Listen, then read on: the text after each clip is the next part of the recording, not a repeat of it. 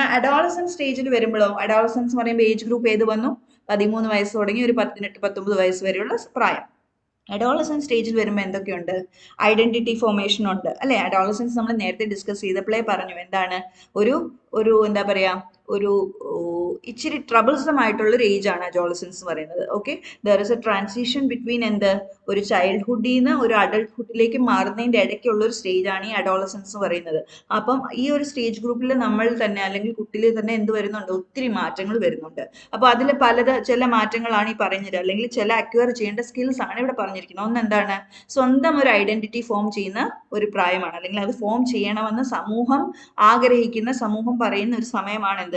ഈ അഡോളസൻസ് എന്ന് പറയുന്നത്. അപ്പം സെൽഫ് വാല്യൂ ഉണ്ടാകും, സെൽഫ് ഗോൾസ് ഉണ്ടാവും, അവരുടേതായ ഗോൾസും വാല്യൂസും എല്ലാം ഉണ്ടാവും. പിന്നെ എന്താണ്? പിയർ റിലേഷൻസ്, നല്ല കോംപ്ലക്സ് ആയിട്ടുള്ള ഇന്റിമേറ്റ് ആയിട്ടുള്ള റിലേഷൻഷിപ്സിലൂടെ പോകുന്ന ഒരു കാലഘട്ടമാണ് ഇത്. അത് നന്നായിട്ട് ഹാൻഡിൽ ചെയ്യാനും ഈ ഒരു പ്രായത്തിൽ നമ്മൾ കുഞ്ഞുങ്ങളിൽ നിന്ന് എക്സ്പെക്ട് ചെയ്യുന്നുണ്ട്. ഓക്കെ, സോ ഫ്രണ്ട്ഷിപ്പ് ആണെങ്കിലും അല്ല എന്താ പറയുക ഓപ്പോസിറ്റ് സെക്സുമായിട്ടുള്ള റിലേഷൻഷിപ്സ് ആണെങ്കിലും ഇതെല്ലാം എന്താണ്? ഈ ഒരു കാലഘട്ടത്തിലാണ് കുഞ്ഞുങ്ങൾ ഡെവലപ്പ് ചെയ്ത് തുടങ്ങുന്നത്. പിന്നെ എന്താണ്? ഇമോഷണൽ റെഗുലേഷൻ, അതായത് ഒരു ഇമോഷണൽ മെച്യൂരിറ്റി നമ്മൾ കുഞ്ഞുങ്ങളിൽ നിന്ന് എക്സ്പെക്ട് ചെയ്യുന്നുണ്ട്. ഇമ്പൾസീവ് ആയിട്ടുള്ള ബിഹേവിയേഴ്സ് നമ്മൾ അത്രയും എക്സ്പെക്ട് ചെയ്യുന്നില്ല. ഇപ്പം മനസ്സിലായി തുടങ്ങി, പെട്ടെന്ന് ദേഷ്യപ്പെടേണ്ട അല്ല, അതല്ലെങ്കിൽ നമ്മൾ ആലോചിച്ച് ചെയ്യേണ്ട കാര്യമാണ്. ഇതൊക്കെ മനസ്സിലാക്കേണ്ട ഒരു പ്രായം ഏതാണ്? ഈ അഡോളസൻസ് ആണ്. പിന്നെ എന്താണ്? സ്വന്തം ശരീരത്തെയും ഫിസിക്കിനെയും ആക്സെപ്റ്റ് ചെയ്യുന്ന ഒരു ഏജ് ഗ്രൂപ്പ്, ആക്സെപ്റ്റ് ചെയ്യപ്പെടേണ്ട ഒരു ഏജ് ഗ്രൂപ്പും ഇതാണ്. അതായത് വൺസ് ബോഡി, നമ്മുടെ തന്നെ ശരീരത്തെ നമ്മൾ ഇഫക്റ്റീവ്ലി യൂസ് ചെയ്യാൻ പഠിക്കുന്ന ഒരു ഏജ് ഗ്രൂപ്പ് എന്താണ്? അഡോളസൻസ് ആണ്. പിന്നെ എന്താണ്? സോഷ്യലി റെസ്പോൺസിബിലിറ്റി ഏറ്റെടുക്കണം എന്ന് ആഗ്രഹിക്കുന്ന ഒരു പ്രായവും എന്താണ്? അഡോളസൻസ് ആണ്. Develop A socially acceptable and responsible behaviour, അതായത് സമൂഹത്തിന് അംഗീകരിക്കാൻ പറ്റുന്ന രീതിയിൽ നമ്മൾ ബിഹേവ് ചെയ്യുമെന്ന് സമൂഹം നമ്മളിൽ നിന്ന് എക്സ്പെക്ട് ചെയ്യുന്നു ഈ ഒരു പെർട്ടിക്കുലർ ഏജ് ഗ്രൂപ്പിൽ. പിന്നെ എന്താണ്? വേറൊരു പെർട്ടിക്കുലർ എന്താ പറയുക പോയിന്റ് ഇവിടെ ഉള്ളത് എന്താണ്?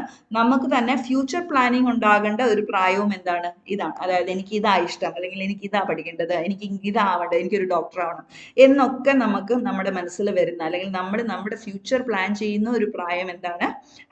അഡോളസൻസ് ആണ്. സോ ഇതാണ് അഡോളസൻസിലെ ഡെവലപ്മെന്റൽ ടാസ്ക്. അടുത്തത് വരുന്ന ഏതാ? അഡൾട്ട്ഹുഡ് ആണ്. ഓക്കെ, അഡൾട്ട്ഹുഡ് എന്ന് പറയുമ്പോൾ നമ്മുടെ ഏജ് ഗ്രൂപ്പ് എന്തായി? ഒരു 20 തുടങ്ങി ഒരു 30 വയസ്സ് വരെ, അല്ലെങ്കിൽ 19 തുടങ്ങി 30 വയസ്സ് വരെയുള്ള പ്രായമാണ്. ഈ ഒരു കാലഘട്ടത്തിൽ നമ്മൾ എന്തൊക്കെയാ ചെയ്യുന്നത്? ഒന്ന്, നമ്മൾ കരിയർ എസ്റ്റാബ്ലിഷ് ചെയ്യും അല്ലേ? നമുക്കൊരു എന്താ പറയാ ഒരു ഫോക്കസ് ഉണ്ടാവും.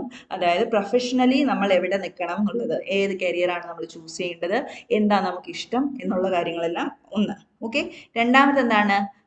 ഇന്റിമേറ്റ് റിലേഷൻഷിപ്സ് ആണ്. അതായത് കമ്മിറ്റഡ് റിലേഷൻഷിപ്സിന്റെ ഒരു പ്രായം എന്താണ്? ഈ അഡൾട്ട്ഹുഡ് ആണ്. ഓക്കെ, സോ ഇന്റിമേറ്റ് റിലേഷൻഷിപ്സിന് ഉണ്ടാവേണ്ട സമയം എന്താണ്? Adulthood. Develop and maintain close committed relationships often through marriage or long term partnership. So കല്യാണം കഴിക്കുന്ന ഒരു പ്രായമൊക്കെ ഏതാണ്? ഈ ഒരു സമയമാണ്. അത് നമ്മളിൽ നിന്ന് എക്സ്പെക്ട് ചെയ്യപ്പെടുന്ന ഡെവലപ്മെന്റൽ ടാസ്ക് ആണ്.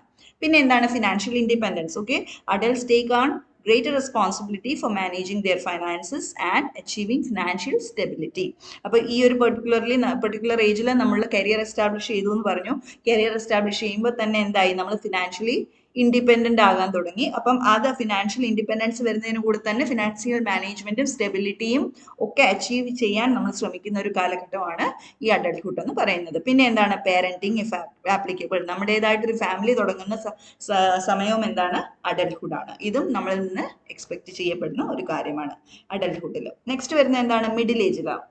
മിഡിൽ ഏജ് എന്ന് പറയുന്ന ഏജ് ഗ്രൂപ്പ് ഏതാണ്? ഒരു 30 ഇയേഴ്സ് തുടങ്ങി 60 ഇയേഴ്സ് വരെയുള്ള സമയമാണ്. സോ മിഡിൽ ഏജിൽ എന്തൊക്കെ വരുന്നുണ്ട്? കരിയർ അഡ്വാൻസ്മെന്റ് വരുന്നുണ്ട്. പിന്നെ എന്താണ്?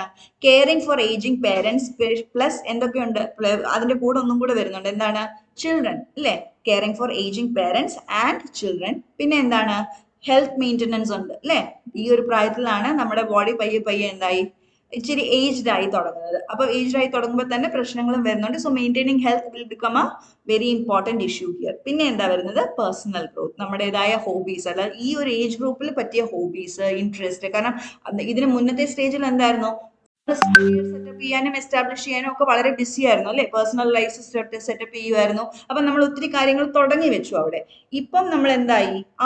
അതിലൊരു സെറ്റിൽമെന്റ് വന്ന് ഈ ഒരു ഏജ് ഗ്രൂപ്പിൽ നമ്മൾ എന്തായി അത് സെറ്റിലായി നമ്മൾ നമ്മുടേതായ കുറച്ച് സ്പേസ് കണ്ടെത്തി ഹോബീസും ഇൻട്രസ്റ്റും അല്ലെങ്കിൽ പേഴ്സണൽ ഡെവലപ്മെന്റ് ഓപ്പർച്യൂണിറ്റീസും എല്ലാം കണ്ടെത്തുന്ന ഒരു പ്രായം എന്താണ് മിഡിൽ ഏജ് ആണ് ഓക്കെ